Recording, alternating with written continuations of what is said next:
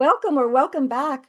Dave and I are here again to kill HR a couple of more topics at a time. What do we have today, Dave?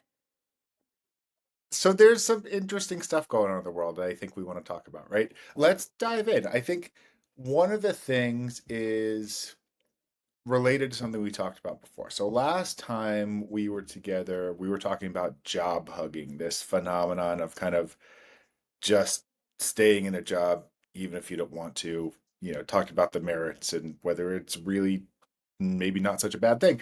But I want to take that to the next step today and talk a little bit about job tenure. So there was common belief, and this was when I was coming up, definitely, and I think probably the same with you, Maddie, like that staying in a job longer equals better. We don't want job hoppers. It's not about going to do one thing for a year and then going to do another thing and then another thing. And it seems like there's been a shift to a scenario where longer isn't necessarily better. And I wanted to talk a little bit about that, if that's something you've experienced or you've seen, because I've seen it to where people look at a resume when someone's been hiring and saying, oh, why did they stay there that long? Did nobody else want them? Or, oh, they stayed there that long with one company. They probably are not somebody that's going to bring fresh ideas because they're going to be too set in their ways. They're not going to be open to new things. It's almost like a negative to be someplace for more than a few years at this point. And I want to see, is that something that you've seen also? Gosh, so I have my soapbox right at my feet because I live this. I've been at my organization almost 17 years. I am that person that you're talking about. And I think about that a lot. What happens if I have to look for a new job or if I choose to look for a new job? How will I be looked at?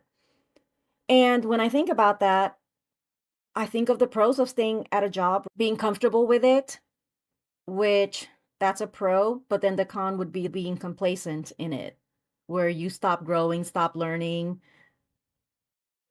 Knowing your stuff in this current job doesn't automatically mean you are up to date if you go to a new organization. So that could be problematic. So I think about that a lot. How would someone look at me if I were to look for a job? There are things that I do to combat that, but that's not what we're talking about right now, unless we want to get into that too.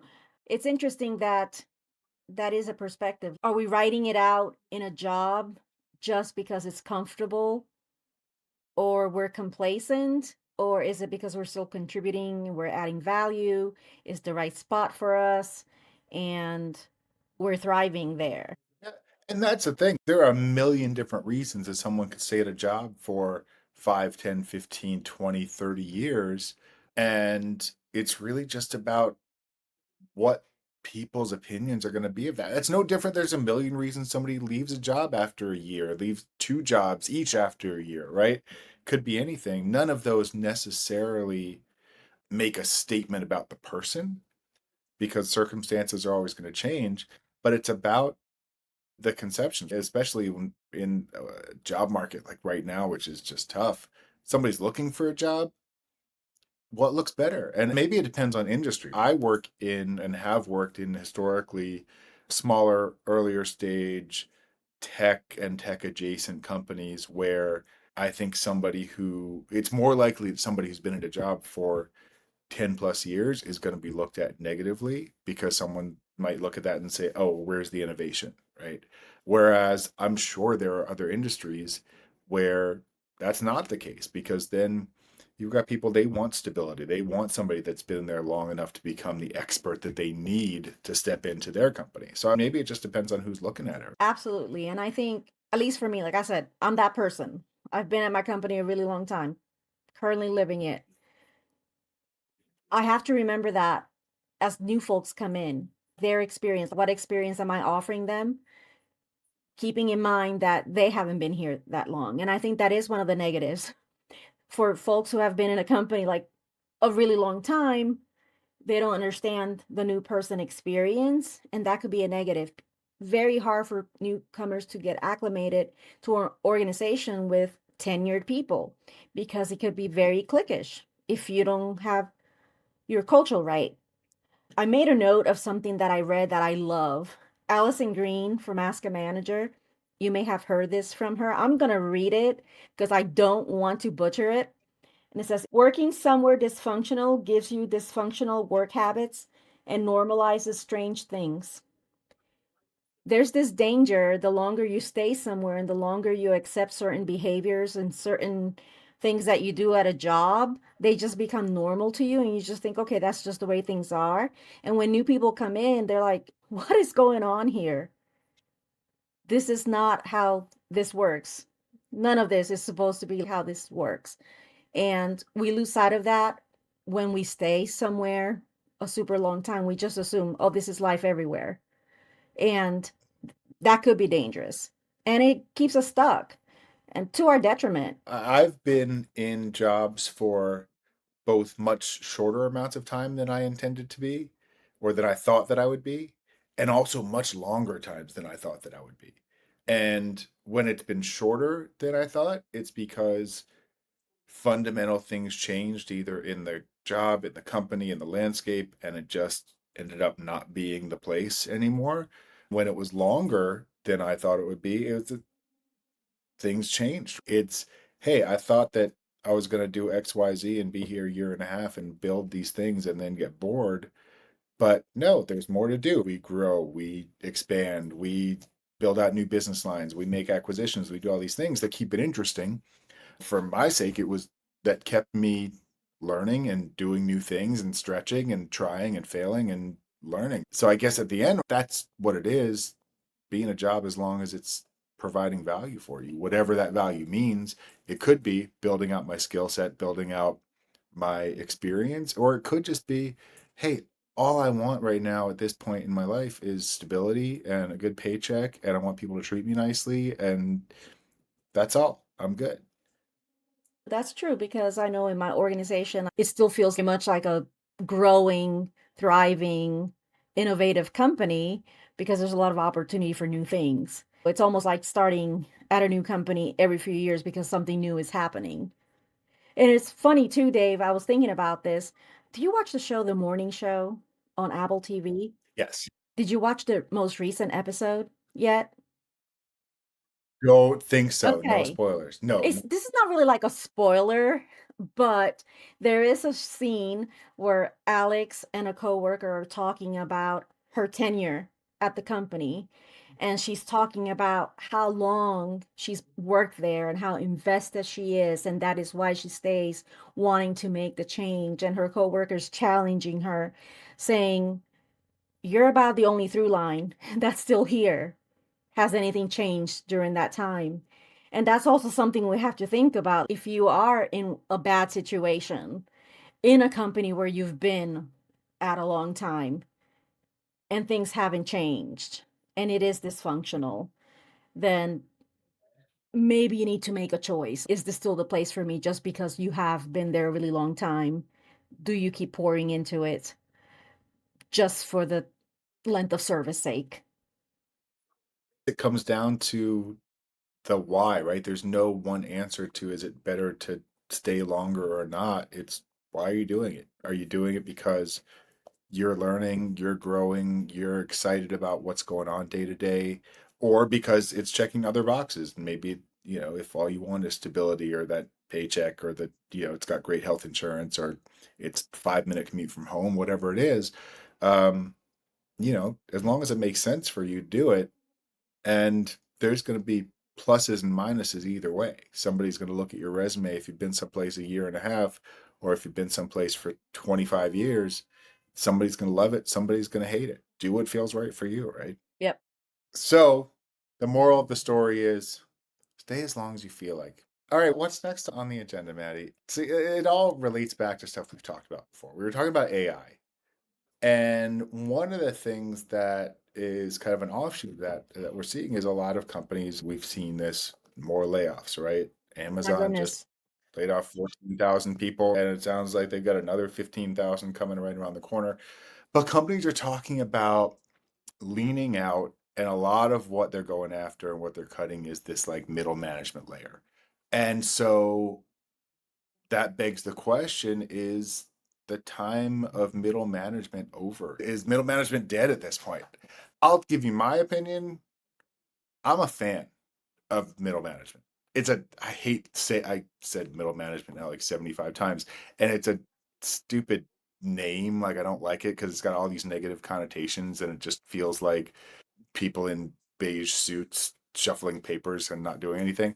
But to me, let's call it a frontline management level. That's your lifeline at a lot of companies. You can do a lot of things without that management layer. People will get work done. You can assign goals. You can track progress. You can look at performance metrics. You can hire. You can do all these things. But where those managers come in and provide the most value for me is, and it's something that you can't replace with AI, at least not yet, which is that human element. What these frontline managers are doing is not just setting goals and tracking progress toward those goals, they're coaching people. They're helping their team develop. They're helping people stay engaged. They're getting in at the individual level to say, hey, where are there roadblocks? Where are there things going on that we can make better? And they're making them better. And I think we're going to see the pendulum swing the other way. But for right now, it feels like it's just an area where a lot of people are losing sight of the value there. Or maybe I'm the outlier here. Maybe I'm the one that's seeing it wrong. But what do you think Well, about it's funny because I think I'm swinging more the other way, but I think that is also a function of how my organization is structured. We're pretty lean in layers. And so we don't have a lot of management layers. So we don't have really a middle. We basically have it? Hmm. frontline and management and then executives, basically. We just don't have a lot of that mid-levels. My perspective is a little skewed. And then so my experience feels more like if I go to my manager, they're going to tell me, well, let me go ask this next person. And it gets translated or filtered weird. And my message doesn't go across the way that I meant. Then the message back doesn't come to me like it was meant. There's miscommunication, and we gotta start all over. So, Yeah. that's been my past experience with that level, Hmm. and so I was swinging more the other way. But I think I agree with you in that a well-equipped, well-supported middle manager or frontline manager or people manager is needed and wonderful if they know how to do their job and is coached into doing it well and they're supported to do it well and they have the resources they need to do that. But sometimes that is where we fail in leadership. 100%. 100%. And again, maybe I'm talking about this utopian world where managers are trained and well equipped and supported to manage their people. Because I'm thinking of the opposite situation where, for instance, there's one company I worked for where we had a CEO who had, I think it was 28 or 30 direct reports. And because we're lean, that was one of the things that we like to talk about. It's super lean. There's not all these layers. But so that means that there were relatively junior employees. Like not everybody's an executive reporting to the CEO. So there were junior and mid-level employees reporting to a CEO. And if they have an issue, they're not going to the CEO, right? Because that's not the person you want to talk to about this thing, this problem you've got, this interpersonal thing, this challenge you're coming up against, because that's not the relationship. And at the same time, you're one of these lean organizations and you tout that, and somebody has that many direct reports, there's no possible way they can be providing any level of support or coaching for all of those people or taking the time to see what's actually happening, identify problems, look for ways that they can make it better. So they're counting on somebody coming to them, and it may or may not ever happen. And in my experience, it doesn't happen, and people are more likely to just eventually say, well, I've got this issue and I don't actually have any idea how to get it solved because there's nobody close to me a level up that I can talk to that can help me through it. So I'll just go somewhere else. Yeah. I can also see some of the downsides when trying to go from an organization that has that level and then trying to cut it back and being blindsided by all the things you didn't know that people manager does. And then no one's thinking about it. And you only find out when it doesn't get done. I mean, Jerome used to order the hot dark chocolate packets, and now there's an uproar because they're not there. And it's a big deal to people. And it's a small thing, but it becomes a big deal because it's not getting done. But hey, Jerome also was the one who kept up with our business licenses for all locations. And no one had the foresight to be like, okay, who's going to do that now? And it wasn't assigned to anyone, Yeah. so we didn't find out until they expired. And now we have fines. And that's why I said I think the pendulum at some point is going to swing the other way because it's that stuff, it's the business, right? In a client-facing business, you've got people who are account managers who are dealing with troubleshooting, who are customer support, any of that.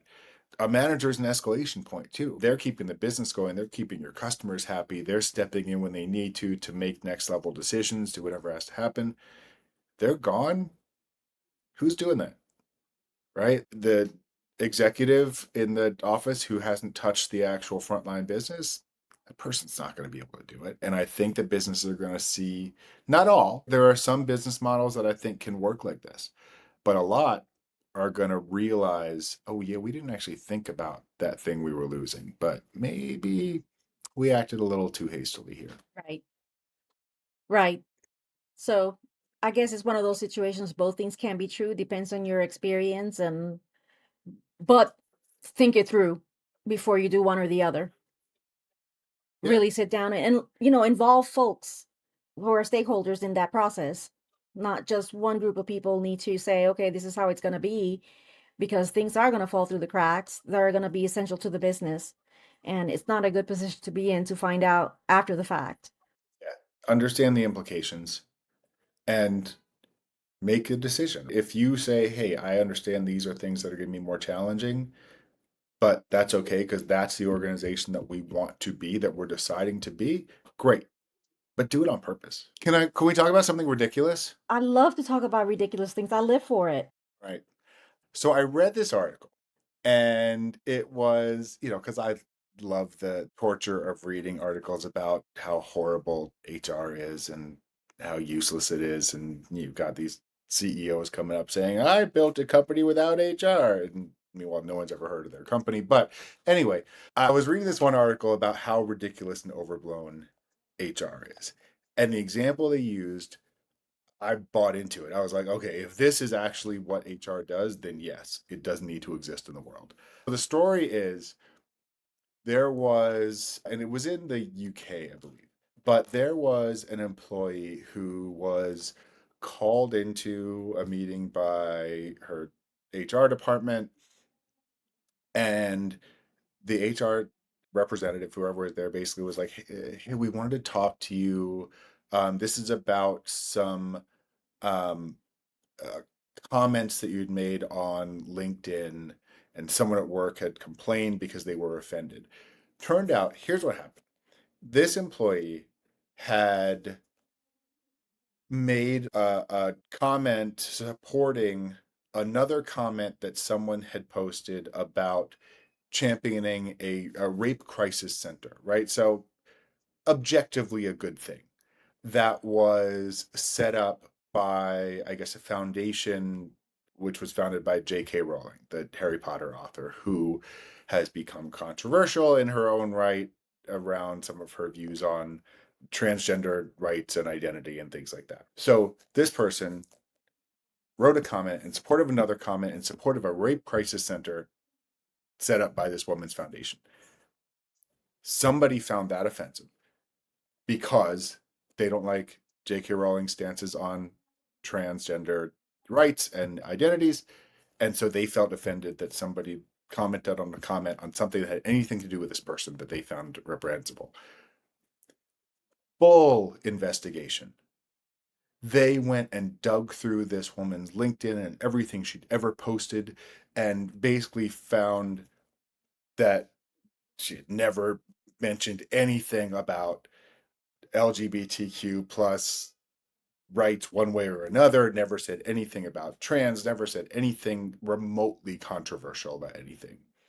Ended up, you know, dismissing this, saying, okay, well, I guess you're okay. You can keep working here. We're not going to get you in trouble. But that is the definition of everything that people think when they think that HR is ridiculous function. I'm looking at this some notes here, right? The questions they asked this employee in this investigation: are you transphobic? Do you think trans people should exist? And it's like, but let's get a little bit of perspective here. What do? Somebody comes to you and says, hey, I'm offended because this employee commented on a comment about this thing that was done by a person that I find reprehensible for some reason. Well, just one clarification, because I've seen that article, and it was actually not even a comment. It was just a like a, it was a like. It was not even See, a comment. It was just, it that's was even even worse, worse. man. It's just like a like. So platform matters if I'm even going to entertain this.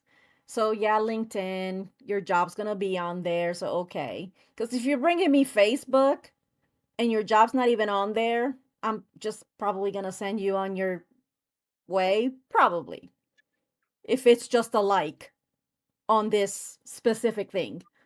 Um, I'm going to speculate they asked to be shown the like page, a screenshot or something before they began the Okay. investigation, hopefully. But Dave, if I were to guess what happened, poor HR rep probably in the past got reprimanded for sloppy investigation. So they're like, okay, I am not going to get it wrong this time. I'm going to mind my P's and Q's, dot my I's, cross my T's. This is going to be the most epic investigation I'm ever going to do in my life without any sort of discretion, discernment, critical thinking that this does not rise to the level of anything that you should be spending so much time on. So they just went all out Yeah. because objectively liking something ethical and awesome for the community, uh, even when your company is tied to it, should be fantastic. Yeah. Because, like, I could see my process would have been, okay, show me what's problematic for you. We take these things seriously. I want to understand what happened. Want to make sure that we're taking appropriate action on whatever we need to, right? Show me the thing. Okay, here's a like. Let's go up the thread. What did they like? Some comment that said, yay, we need, you know, this great support for rape victims in our community. Okay, is that offensive to you? No? Okay, let's go up. Hey, this announcement of this center, is that offensive to you? No. Okay, can you point to the thing that this employee did that is offending you?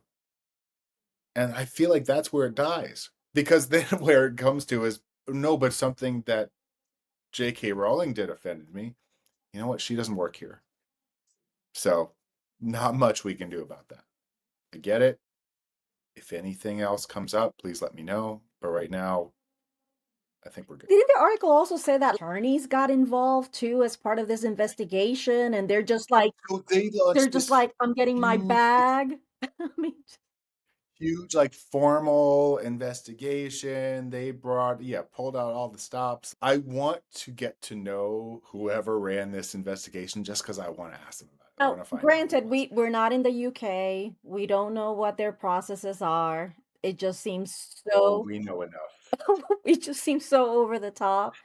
I've read other things where HR people do go overboard because we're people. We make mistakes. That's why my speculation is someone just had gotten dinged before for not being thorough enough and then just took this one for whatever reason. Or maybe because, rightly so, protecting civil rights of transgender folks is important and maybe a very hot topic at that moment in that culture. We don't know. Um, okay, but that was a lot. That was ridiculous. It was a lot. And it's just again, this person now that got investigated will never, ever, ever think anything other than HR is not your friend. Like that's the trope. Like HR is your active enemy in this situation because HR is being ridiculous in this situation. So, what about that? Is HR your friend? All the articles say no. What do you think? It's a lonely world out there for HR. I remember when I started in HR, I was just telling a coworker this. What a terrible HR person I was when I started. I was the type that was like, I have the authority, like, is it South Park? Respect my authority type of person. Very black and white. I thought you just do what I say because policies, procedures say so. Yeah, HR was not your friend because I was terrible. Who wanted to be my friend? And I also thought I can never, mingle amongst you peasants because I am Common HR. I folk, yeah. definitely had that attitude. Uh, as if boundaries in normal human relationships don't exist. And for goodness sake, I can't just eat a bagel with someone because they're not in HR, they're in accounting. It's just something that's going to happen that I'm going to divulge everyone's confidential information at the first bite of that bagel. I don't know. It might be a You, really good bagel. It might just make you like spill everything. Who I knows? mean, it just was crazy. And don't go to lunch with people, don't fraternize with people, don't let people know you have feelings, don't share anything about your personal life, don't tell them you have a dog, don't smile. I mean, it just was really tough. Like, be a robot was basically the messaging at the time when I came into HR was just like, you come in and you have no personality and you do not engage in a way that is like a normal human person. Uh, and that evolved obviously over time after, especially when you're leading people in an HR team. Did you know that doesn't go great as a people manager? Really? Yeah, Being completely detached and inhuman doesn't go over it really well? did That's weird. not. It did not. And it finally clicked on me, was like, wow, maybe I'm really dislikable. So in that regard, yeah, I was not friendly. And no, I'm not anyone's friend at work, even with folks who I'm very fond of. I'm not their friend. I'm not friends with them on Facebook. I'm not friends with them on Instagram. We don't chit chat in the evenings. We're not going out to dinner. Would I maybe and feel okay with it? Maybe. I feel confident that I'm not going to violate anything. And I feel confident that I would be like, we're not discussing work. And I feel confident at this point in my career and with my current uh, manager that he would trust me enough that he knows I'm not going to violate anything. But it is better to have some sort of boundary. But I still get paid by someone called the CEO. So I just prefer to leave things, with a clear boundary. That doesn't mean that I have to be a jerk like I was in my early career. Yeah. Who taught you that you couldn't be friends with anybody? The old Fast Company article, Why We Hate HR, I Yeah. took it like gospel. And I thought, well, I got to be everything this article saying HR shouldn't be. Like what they say HR shouldn't be, I should be the opposite, right? So when I got my first team, I was like, this is what's wrong with HR. We need to be the opposite. I was just getting that messaging right around that same time when those types of articles were coming out.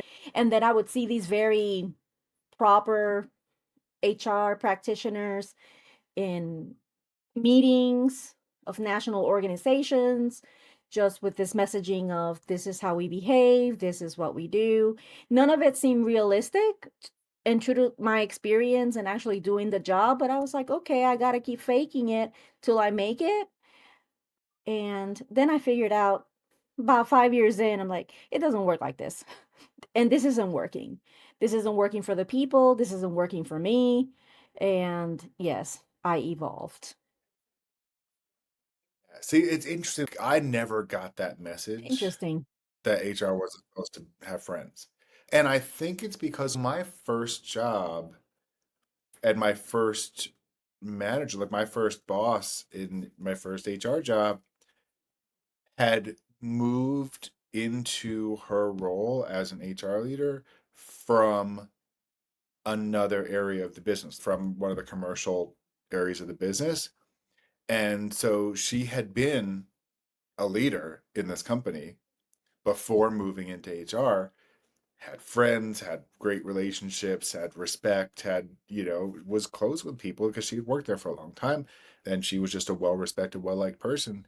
And so that didn't end when she moved into an HR leadership role. And so I took my cues from her. I was like, well, she's close with people. Why can't we be? And it never even occurred to me that there could be a conflict there. Like, obviously, she's not sharing confidential information. Obviously, she's not giving preferential treatment. Obviously, she's a professional and good at what she does and can have warm human relationships with people she works with. And so it wasn't even until years later that I read one of these articles and it was like, you can't have friends. And I was like, what? I've been doing it wrong this whole time because I've had friends at work, and at first we had a big HR department, my first company, and so it was easy because I could have friends in HR. But then as I moved to smaller companies, moved up into leadership roles where there weren't HR people to be friends with necessarily, or these were now, my direct reports where it's a different kind of power dynamic where you've got to be careful for different reasons about friendships. But I had friends in a lot of places. Some places I didn't. Some places I just didn't connect with people to the point where I ever wanted to see them outside of work. But some places I did. And I never hesitated. I was like, yeah, I'm a person and just like anybody else is a person. Obviously, I'm not doing anything inappropriate here. Obviously, I'm not sharing any kind of information I shouldn't be sharing. And if my CEO, my boss, is worried about that, then we need to have a different conversation because then that's a trust thing in general. And if other people in the organization see that and are worried about it, that becomes a problem. I've always tried to balance it out with being open, being candid, and being accessible to anyone there. So, yeah, I may go to happy hour with a handful of people, but nobody's feeling out of the loop, I guess. That messaging is interesting. I really hadn't thought about that. HR being your friend doesn't mean that you can't act with a lot of empathy with folks at work. The biggest compliments that I have received are in the toughest moments from people's lives, including terminations, oddly. I have gotten through exit interviews and even calls after folks have separated and said, this was hard, but I really appreciate how you've treated me over the time I was there, over the years, or through this process, because I tend to be very transparent about how things are going to happen throughout time and how one may end up in that situation. So those things are not a surprise. And dignity is really, really important to me. So, in the least, I can do that for people, regardless of what the situation is. And that makes me feel good about the work that I do with people. And when they confirm that, that means a lot. That doesn't mean I'm their friend. Certainly, I'm not their friend when they're losing their job, right? But when Right. they affirm, hey, I was treated with dignity, even one of the worst moments of my career, that means something. Or when they're going on leave, or when they lose a spouse and they're going through life insurance claim, or when things really matter in the scope of my work, how I'm treating them in a moment where I can support them, that to me is more important than did I send them a funny meme or a joke or having a drink or remembering their birthday. That is Yeah. more impactful in my work and to them in the workplace. Exactly. And I think especially as we get to different stages in our lives and our careers, for me, I would much rather have somebody say, "Hey, I worked with David had that experience and I was treated with respect, and I respect the way that he did his work and went about the things that he had to do, whether they were unpleasant or not.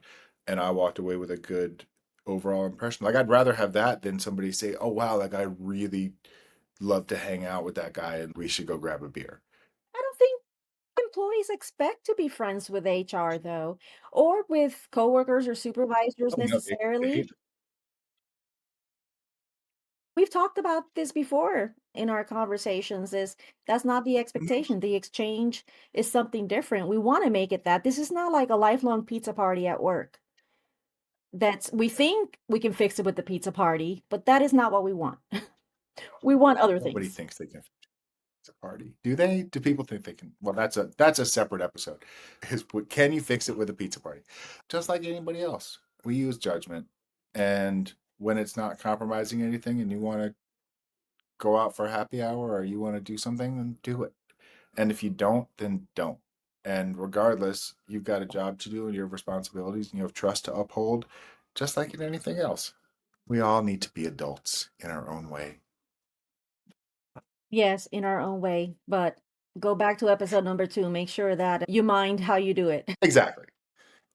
Yes.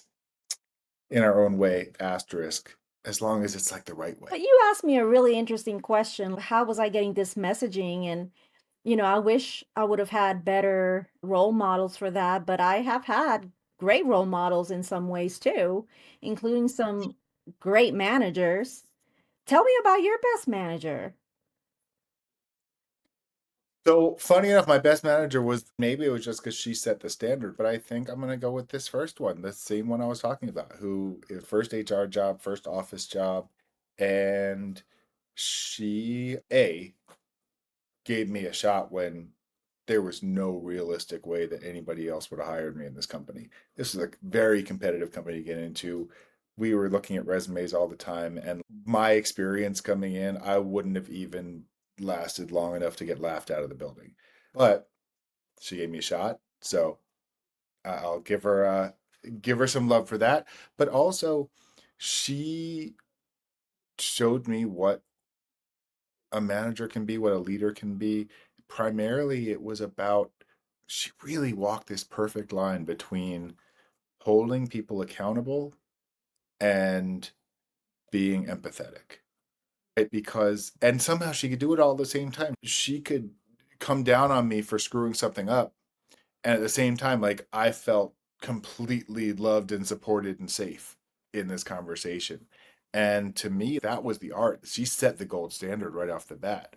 And so in my career, as I got to places where I was starting to manage people and build out teams, that was always the example I kept in my head. That first one. That's amazing. How about you, I am going to name him because I name him as often as I can remember him. If you're out there, Dino Pallotta, I still value you so much. This was very early before I even got into HR. I used to work in franchising in like HQ for that type of line of work. And he was amazing. And I was very green and very sassy in the most inappropriate way sometimes. And we had a team of about 12 folks. And I would just say whatever came to mind in meetings, in groups. And he'd observe and he would never reprimand me in front of anyone. And every once in a while, he'd pull me aside. Never immediately either. He just later in the day, he's like, hey, gotta catch up with you about a couple things. And he would remind me, hey, I love that you feel comfortable saying what's on your mind. It's a great attitude attribute to have because it's important to be able to say what's on your mind, speak up for yourself, share your ideas, but there's always a time and a place. And it's my job to make sure that you know what those are so you can make the distinction. You'll get better at it with time, and I'm going to help you with that. But today at the meeting was not the time or place to say XYZ. So just remember that for next time. And the reason for that is, and he would have, he would give me the reason why, whatever type of sassy. I don't think it was ever anything completely inappropriate. It was probably more like disruptive or just Right. irrelevant. I was young. That's how I choose to remember it anyway, because I was never written up. So, Yeah. and that happened a couple of times, but sure enough, I did get better over time with not saying inappropriate, disruptive, whatever it was that was happening, and got better with that, but was able to keep my voice because he dealt with it so great. And he also figured out that I really enjoyed writing, writing communications for the department, all those things. And he's the one who let me do that. And that got me started on my path to being the voice of people all along the way in every job I've had, even though I'm not in marketing or communications. So much so that when I was moving out of state, I was like, hey, can you give me a reference? And he's like, sure, write it up. I'll review it and I'll give it back to you. And then he's like, I made some minor edits. And of course, I was young, so I'm like, oh, you made some edits. And all he did was like, if you have any questions, you can call me at whatever phone number. And it was just so amazing to have someone that was willing to really guide you in such a respectful way to help you grow without making you feel small. And I just really always kept that too hard. Obviously, took me a little bit when I got into HR to get that to my team, right? Because I thought not in that role, not understanding that Right. no, in every role when you manage people, it applies. So I owe every success that I have to him. And I've told him that over the years when we've been in touch. That's amazing. See, every success story starts with a success story, and that was yours. So, great managers out there, keep doing what you're doing. And if you don't know if you're a great manager, you're trying to figure out how to be a better one, then let us know. We might be able to help you. That's right. I think that brings us to the end of our time here today. Gosh, did we kill it today? I think we definitely I killed think it. I think we killed it. I think we killed it. Yeah, I'm not gonna look at your one LinkedIn topic at a time. likes. I'm not doing that. Don't do that. It can be But problematic. follow us on LinkedIn though. We'll see you next time. And all the other places. All right. Thanks. And I will talk to you later, Mads.